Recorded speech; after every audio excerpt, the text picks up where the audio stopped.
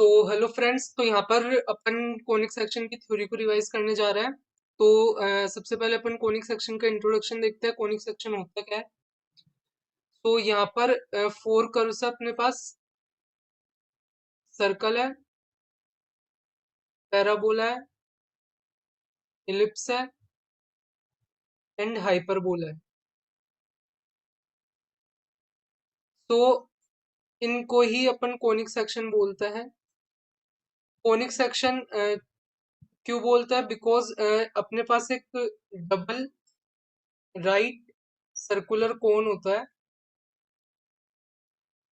उसका जब एक प्लेन के साथ इंटरसेक्शन कराते हैं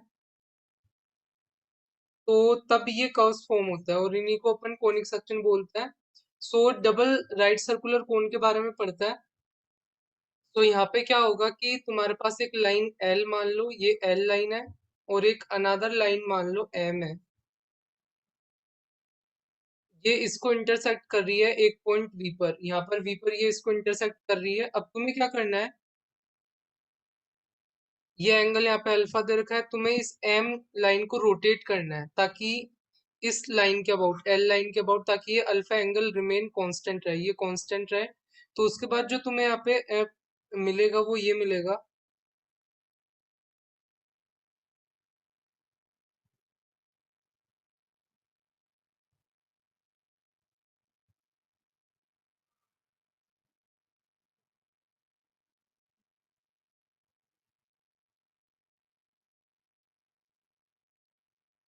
तो अपन ये जो लाइन है इसको एक्सिस बोलता है।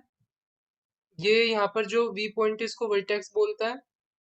और ये अपना क्या है, यही अपना डबल राइट सर्कुलर कोन है। कैसे बना? यहाँ पे मैंने एक लाइन ली, एक दूसरी लाइन एम ली जो इसको इंटरसेक्ट कर रही है। इसको एम लाइन को इस एल लाइन के अबाउट रोटेट किया और इस अल्फा एंगल को फिक्स रखते हुए सो मेरे पास जो ये मुझे चीज मिली है इसको अपन डबल राइट सर्कुलर कोन बोलता है। ये इसकी एक्सिस होती है, ये यहाँ पे वर्टेक्स है। और ये जो लाइन है इसको जनरेटर बोलता है,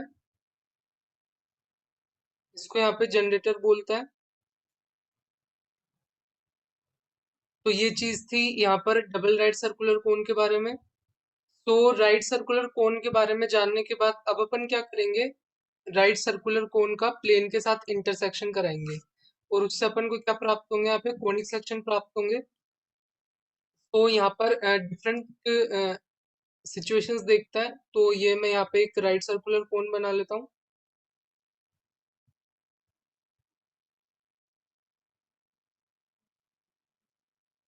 और यहाँ पे एक प्लेन मान लेता हूँ।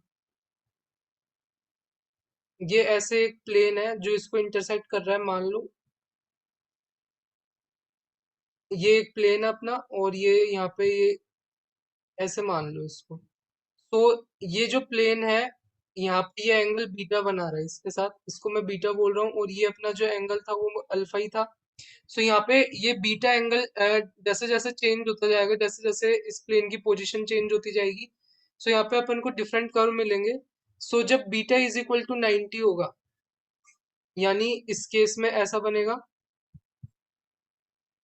स्मॉल बना देता हूँ यहाँ पे मैं सिंपल।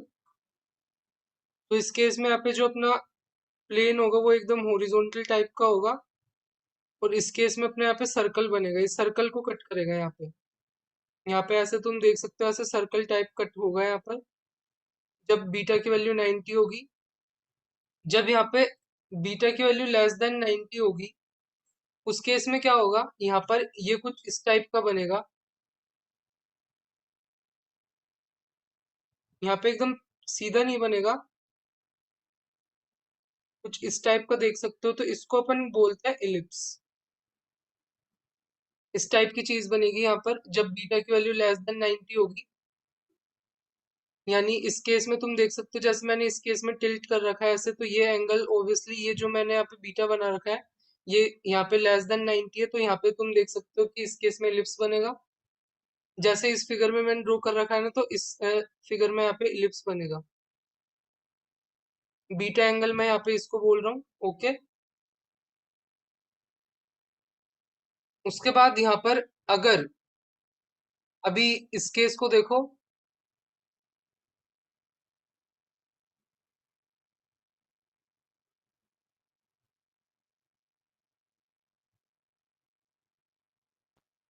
अगर यहाँ पे मेरा प्लेन कुछ ऐसा हुआ,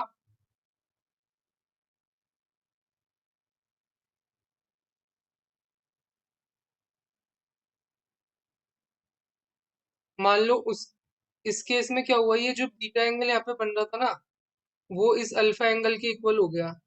प्लेन की पोजीशन ऐसी थी कि अल्फा एंगल बीटा एंगल के इक्वल हो गया, तो यहाँ पे जो कोनिक बनेगा ना, वो पैराबोला बनेगा। यानी तुम्हें क्या करना है, प्लेन का और इसका इंटरसेक्शन देखना है, जहाँ पे इंटरसेक्ट करे उन पॉइंट को ज्वाइन करोगे तो तुम्हें पैराबोला मिलेगा, जब alpha is equal to beta angle होगा। और इससे पिछले वाले केस में एक और चीज ध्यान रख सकते हो, ये जो ये वाला केस था ना, इसमें क्या था, अल्फा बीटा से छोटा था, और यहाँ पे लेकिन इस केस में बीटा लेस देन 90 भी था। इस केस में तो सर्कल के केस में तो बीटा 90 हो गया था, फिर मैंने इलिप्स बनाया तो बीटा को मैंने थोड़ा कम किया, लेकिन कम किया, लेकिन इस केस में अभी भी जो बीटा एंगल था वो अल्फा से ज्यादा था। लेकिन यहाँ पे इस केस में मैंने alpha is equal to beta कर दिया, तो इस केस में मुझे पैराबोला मिल गया। और अब मैं है ना अल्फा बीटा एंगल को अल्फा से भी छोटा कर दूंगा, तो इस केस में मुझे क्या मिलेगा, इस केस में मुझे हाइपरबोला मिल जाएगा। यानी कुछ इस टाइप का बनेगा ये।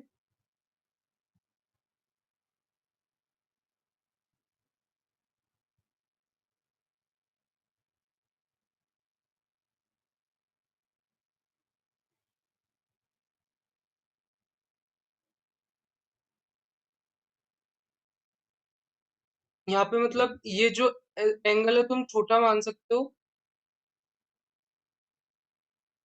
यहाँ पे मैंने प्लेन बना दिया, कुछ भी मान लो। सो यहाँ पर अब जो इस प्लेन का जो एंगल होगा,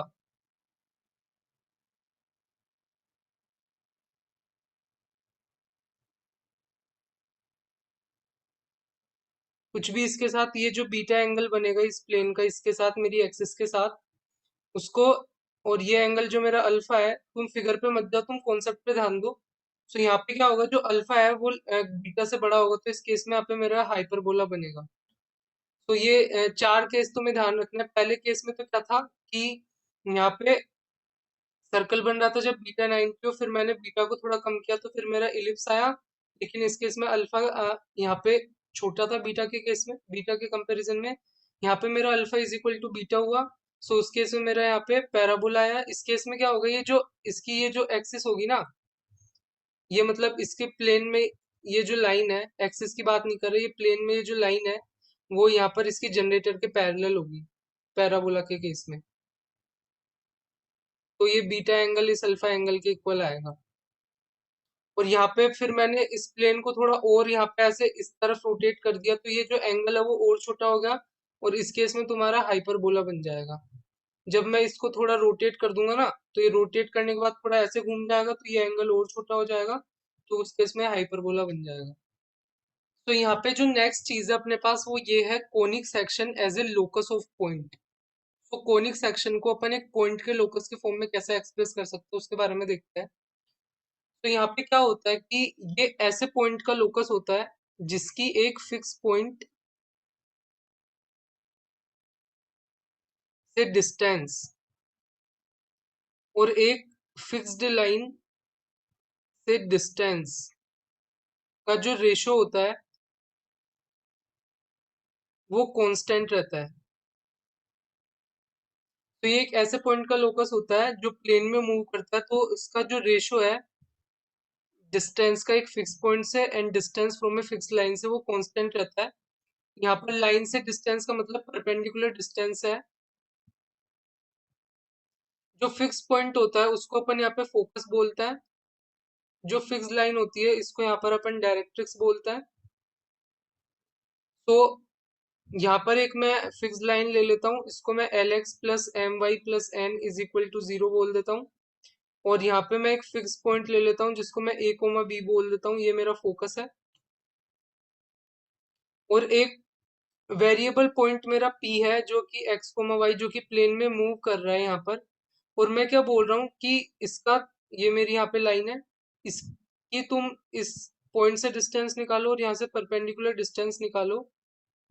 यहाँ पे इसको m बोल देता हूँ। तो जो एस पी डिवाइडेड बाय मेरे पास पी एम है, वो जो रेशियो है उसको मैं इसेंट्रिसिटी बोलता हूँ, और ये है जो मेरा कांस्टेंट रहता है। अब जैसे जैसे यहाँ ई की वैल्यू चेंज होती जाएगी, उस हिसाब से अपने पास डिफरेंट कोनिक आते जाएंगे। तो मैं लिख देता हूँ ई की कौन सी वैल्यू के लिए कौन सा कोनिक आएगा। तो ई की वैल्यू जब 1 होगी तो उस केस में S P is equal to P M होगा, और इस केस में मेरा पैराबोला बनेगा। जब मेरे पास ई की वैल्यू लेस देन 1 होगी लेकिन ग्रेटर देन 0 होगी, तो उसके केस में मेरे पास S P less than P M हो जाएगा, और इस केस में मेरा इलिप्स बनेगा। जब मेरे पास ई की वैल्यू ग्रेटर देन 1 होगी तो उस केस में S P greater than P M हो जाएगा, और इस केस में मेरा हाइपरबोला बनेगा। ये चीज तुम ध्यान में रख सकते हो। तो यहाँ पर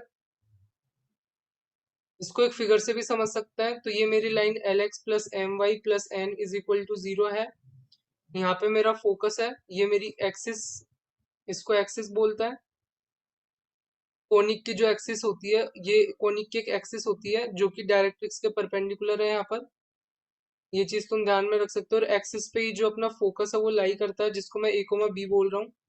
सो इलिप्स के केस में कुछ ऐसा बनेगा ये।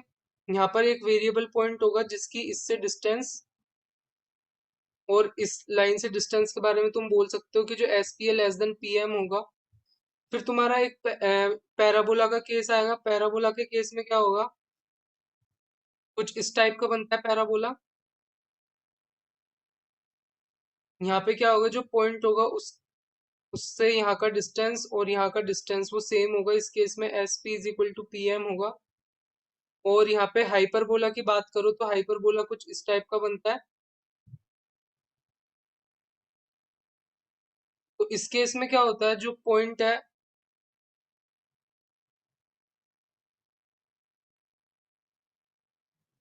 एस पी, वो उस केस में यहाँ पे ग्रेटर देन पी एम हो जाता है। तो इस केस में ये हाइपरबोला बन जाता है। तो कुछ डिफरेंट टाइप्स के कोनिक है जो तुम समझ सकते हो यहाँ पर। तो फिर जो अपना नेक्स्ट टॉपिक है इसमें वो इक्वेशन ऑफ कोनिक आता है। कोनिक की इक्वेशन कैसे निकाल सकते हैं अपन। तो मैंने तुम्हें कंडीशन बताई, जो S P by P M है वो ई के इक्वल है। तो यहाँ से मैं क्या लिख सकता हूँ, एस पी को मैं ई टाइम्स पी एम लिख सकता हूँ ना। तो ये लिख लिया मैंने। तो यहाँ पर देखो तो मेरे पास जो एस था वो ए कोमा बी था। बी एक वेरिएबल पॉइंट था जिसको मैं एक्स कोमा वाई बोल रहा था, और एक मेरे पास लाइन थी L x plus M Y plus N is equal to 0। तो एस पी को मैं क्या लिख सकता हूँ, under root of x minus a का whole square plus y minus b का होल स्क्वायर। और लाइन से पॉइंट की परपेंडिकुलर डिस्टेंस क्या होती है, l x plus M Y plus n. इस केस में ये हो जाएगी under root of l square plus m square. फिर मैं दोनों तरफ यहाँ पे स्क्वायर कर दूंगा। यहाँ पे ई भी दे रखा है तो ई से मल्टीप्लाई कर देता हूँ।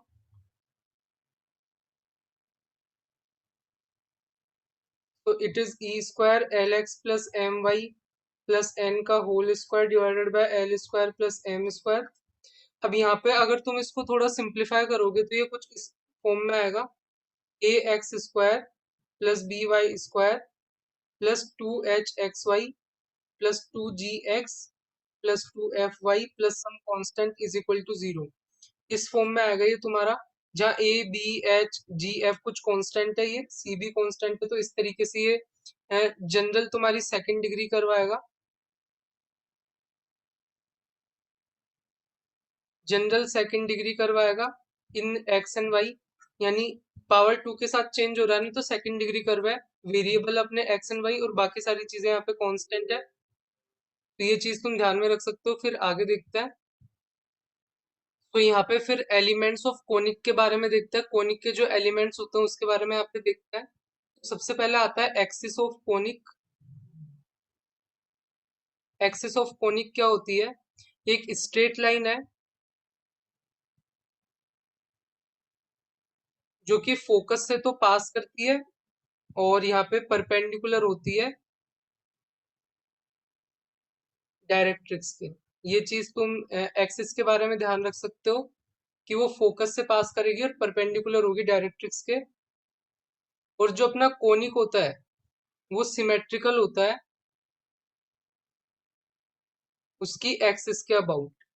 तो मैंने अभी जैसे तुम्हें यहाँ पे ये इलिप्स की बताई थी, फिर मैंने बताया था ये कुछ इस टाइप का, तो सिमेट्रिकल है ना। जैसा ऊपर है वैसा ही नीचे, पैराबोला के केस में कुछ ऐसा बताया था, तो जैसा ऊपर है वैसा ही नीचे, तो इस तरीके से सिमेट्रिकल देख सकते हो तुम। उसके बाद इसमें आता है नेक्स्ट वर्टेक्स। ये क्या होता है, पॉइंट ऑफ इंटरसेक्शन होता है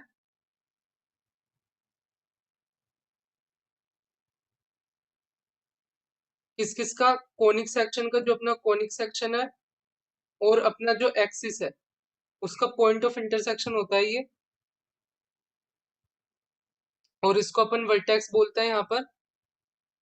तो यहाँ पे जैसे पैराबोला के केस में ये यहाँ पे ये इसका वर्टेक्स हो जाएगा, ये अपनी एक्सिस है और ये अपना कोनिक सेक्शन है, तो यहाँ पे जहाँ पे वो पॉइंट इंटरसेक्ट करेंगे उसको अपन वर्टेक्स बोलेंगे। फिर आगे देखते हैं। उसके बाद इसमें नेक्स्ट चीज आती है फोकल कोड। फोकल कोड क्या होती है वो देखते हैं। तो जो any code passing through the focus, any code जो कि फोकस से पास करती है उसको अपन यहाँ पे फोकल कोड बोलते हैं कोनिक सेक्शन की। तो तुम ध्यान रखना, जैसे मैं यहाँ पे एक पैराबोला ड्रॉ कर देता हूँ, अभी तुमने पैराबोला के बारे में पढ़ा नहीं होगा, लेकिन यहाँ पे बेसिक बता देता हूँ। ये उसकी एक्सिस है, ये अपना कोनिक सेक्शन है, इधर अपनी डायरेक्ट्रिक्स होती है और यहाँ पे ये अपना फोकस होता है। तो ये बेसिक स्ट्रक्चर है पैराबोला की। और इसकी इक्वेशन मैं बता देता हूँ, Y square is equal to 4ax होती है, जहाँ पर a यही वाली चीज है। और यहाँ पे इस केस में तो क्या होता है, ये b की वैल्यू 0 हो जाती है, तो यहाँ पे जो अपनी एक्सिस होती है वो एक्स एक्सिस को मैं y इज इक्वल टू 0 वाली लाइन, और अपनी y एक्सिस जो कि x इज इक्वल टू 0 वाली लाइन है वो ये हो जाती है। और यहाँ पे x is equal to minus a, इस केस में डायरेक्ट्रिक्स होती है। तो ये बेसिक चीज है जो तुम्हें मैं आगे बताऊंगा। तो मैं सिर्फ यहाँ पे क्या बता रहा हूँ, फोकल कोड का क्या मतलब है, ये इस लाइन को, ऐसी जो लाइन है उसको अपन फोकल कोड बोलेंगे जो कि फोकस से पास करती है। ये अपनी फोकल कोड हो गई। कोई भी लाइन जो कि कोई भी कोड जो कि बेसिकली फोकस से पास कर रही है उसको अपन फोकल कोड बोल रहे हैं। उसके बाद यहाँ पे आता है डबल ऑर्डिनेट।